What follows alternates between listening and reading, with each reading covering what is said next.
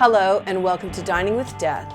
This episode is on my playlist, Dining with the Disappeared, where we talk about people who have vanished. We discuss the circumstances surrounding their disappearance, and we talk a little bit about the place they disappeared from. Because this is Dining with Death, a lot of times that place is a restaurant or a bar. I'm Stacey Lee.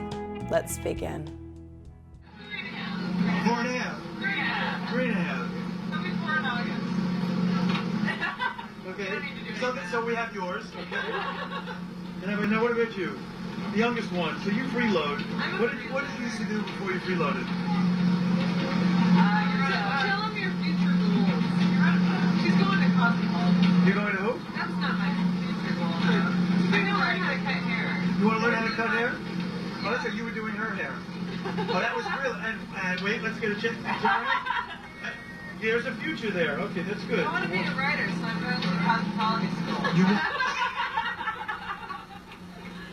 Why not? Oh, we're probably seeing something significant here. So we're going to sign off now.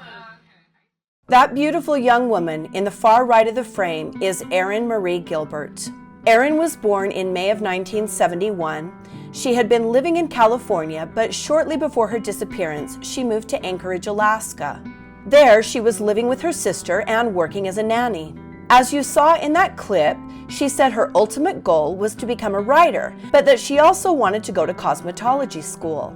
People who knew Erin describe her as kind and confident. She loved to go running and she loved to read. Like I said, she wanted to become a writer and hoped to become a novelist. Erin was also known as very strong, both physically and emotionally. She was very athletic and very fit. She was a stable, level-headed person who knew what she wanted out of life. Erin lived in San Francisco for some time. Her sister, Stephanie, was married to a man in the Air Force, and they were stationed in Alaska. Erin wanted a change of scenery, and so her sister invited her to move in with them and lined up work for her, nannying for a family she knew. On July 1st, 1995, when Erin was just 24 years old, she went on a first date with a man named David Combs. Erin and David met a few days earlier at a bar in Anchorage called Chilkoot Charlie's. David wanted to take Erin out, and she agreed to go on a date with him. They went to the Girdwood Forest Fair in Girdwood, Alaska, which is a little village south of Anchorage.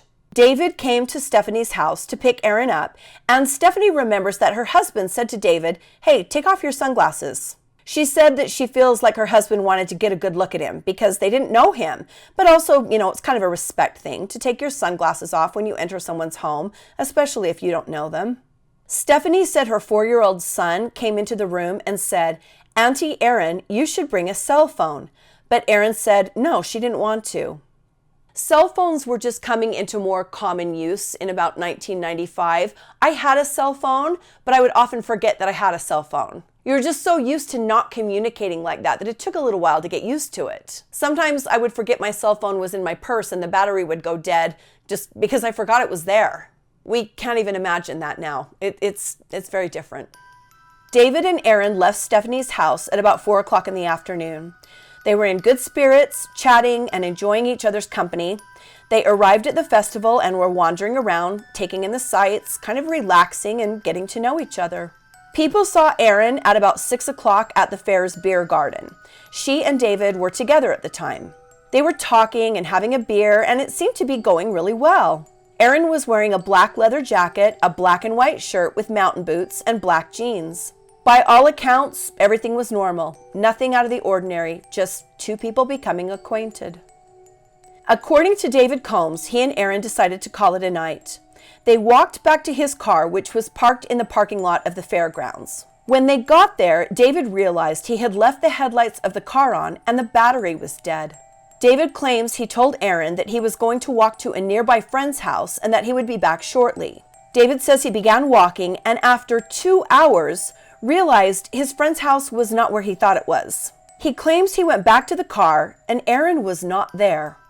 David said he assumed Erin had gone back inside the fair, and for some reason when he tried the car again, it turned over and he was able to start it.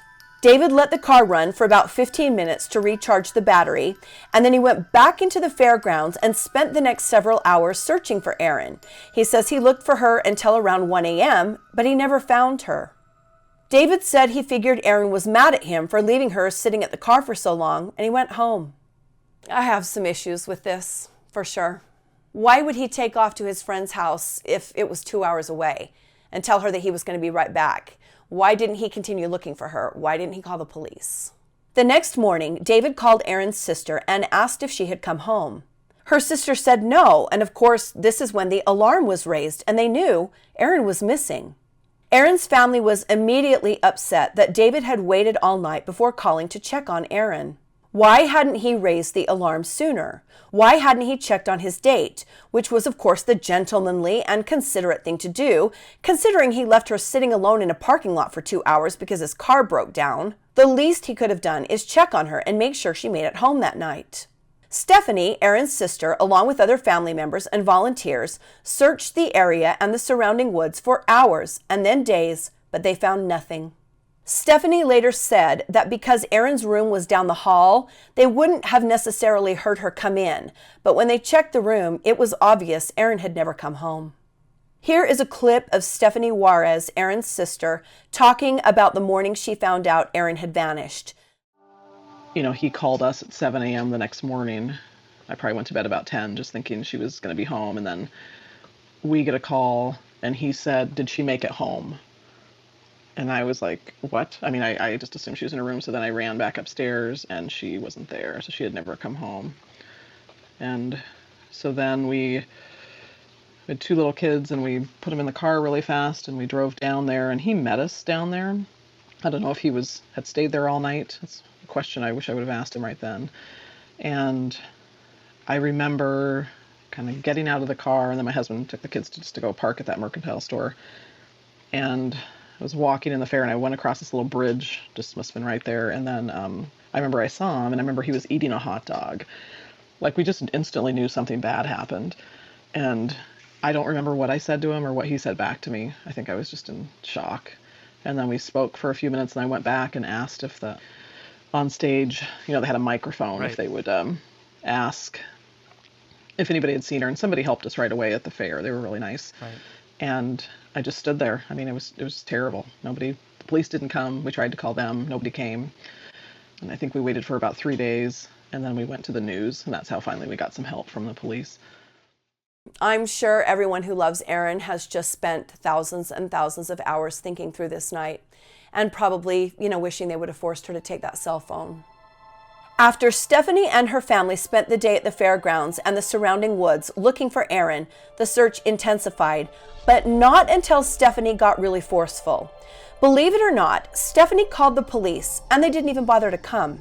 She called again the next day, and again, no one came. For 3 days, Stephanie begged for help, and finally, her friends said, "Let's just go to the media." So they went to the local news station, and only when the news began reporting on the disappearance did they get any attention at all. But finally, the Alaska State Troopers were brought in and conducted a more extensive search. They brought in dogs who tried tracking Erin's scent. They brought in helicopters. They interviewed witnesses and vendors at the fair. They found absolutely nothing. Erin Marie Gilbert had disappeared off the face of the earth. The family began contacting Erin's friends in California. They called everyone they could think of to ask them, had they seen Erin? Have you heard from her? Do you know anything that could possibly help us? No one knew a thing. Erin was responsible. She was excited about starting cosmetology school in the fall. Her life was good. She had a bright future. There was no reason for her to disappear. Mountain rescue groups began volunteering to search more intensely and also in more remote places that had previously not been searched. As it stands right now, Erin Marie Gilbert is still listed as missing.